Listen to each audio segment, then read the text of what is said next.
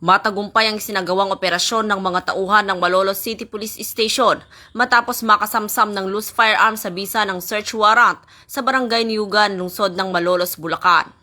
Kinilala ni Police Lieutenant Colonel Romel E. Geneblazo, hepe ng naturang istasyon, ang naarestong suspect na si alias Eric, 41 anyos, residente ng Barangay Niyugan, Malolos City, Bulacan. Nakumpiska mula sa kanya ang isang pirasong caliber 38 Colt revolver na kargado ng 3 bala at isang pirasong camouflage holster. Nahaharap ang suspect sa kasong paglabag sa Republic Act 10591 o Comprehensive Firearms and Ammunition Regulation Act.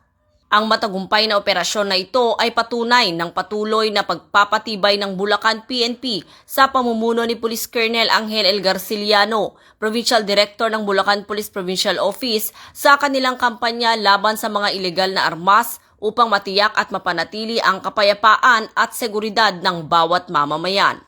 Mula dito sa Bulacan Police Provincial Office, ako ang inyong PNN correspondent, Patrolwoman Pearl Cristalin Javier, alagad ng batas, tagataguyod ng Balitang Pulis.